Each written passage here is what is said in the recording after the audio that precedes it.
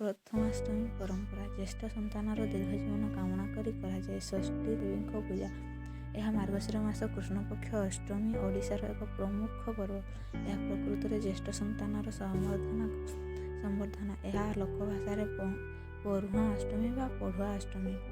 କାରଣ ପରୁହାଁ ବା ପଢୁଆଁ ହେଉଛି ପ୍ରଥମ ଶବ୍ଦର ଅପଭ୍ରଂଶ। ଏହି ଦିନ ଜ୍ୟେଷ୍ଠ ସନ୍ତାନର ଦୀର୍ଘ ଜୀବନ କାମନା କରି ଷଷ୍ଠୀ ଦେବୀଙ୍କର ପୂଜା କରାଯାଏ। କାରଣ ଷଷ୍ଠୀ ଦେବୀ ହେଉଛନ୍ତି ଜ୍ୟେଷ୍ଠ ଦେବୀ।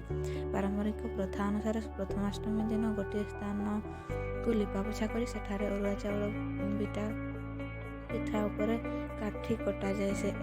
ସେଠାରେ ଗୋଟିଏ ପିଠା ରଖି ତା ଉପରେ ଚିତା ପକାଯାଏ। ଜ୍ୟେଷ୍ଠ ସନ୍ତାନ ତାପରେ ବସନ୍ତି ଏବଂ ମା ବନ୍ଦାପନା କରନ୍ତି। ଏହି ଉପଲକ୍ଷେ ଘରେ ଏଣ୍ଡୁରି ପିଠା ଓ ଖିରିସ ଆଦି ପ୍ରସ୍ତୁତ କରାଯାଇଥାଏ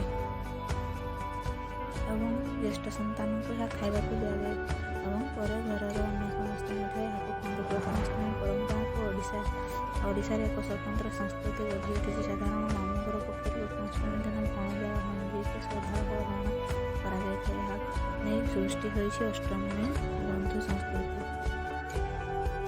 ଶ୍ରୀଲିଙ୍ଗରାଜ ମଧ୍ୟ ସେହିଦିନ ପରୁହାଁ ହେବାକୁ ମିତ୍ରେଶ୍ୱର ବରୁଣେଶ୍ୱର ମନ୍ଦିରକୁ ଯାଇଥାନ୍ତି। ଜ୍ୟେଷ୍ଠ କନ୍ୟା ଭାବରେ ଭାର୍ଗବୀ ବା ମହାଲକ୍ଷ୍ମୀ ମଧ୍ୟ ଏହି ଦିନ ପରୁହାଁ ହୁଅନ୍ତି ଏବଂ ଏହା ପରର ଗୁରୁବାରରେ ମାଣବସା ଯାଇ ତାଙ୍କୁ ପୂଜା କରାଯାଏ। ଶ୍ରୀମନ୍ଦିରରେ ମଧ୍ୟ ଏହି ଦିନ ବଡ଼ ଠାକୁର ବଳଭଦ୍ର ଏବଂ ଅନ୍ୟ ଠାକୁରମାନେ ନୂତନ ବସ୍ତ୍ର ପରିଧାନ କରିଥାନ୍ତି। ଏହା ହେଉଛି ପ୍ରଥମାଷ୍ଟମୀର ପରମ୍ପରା।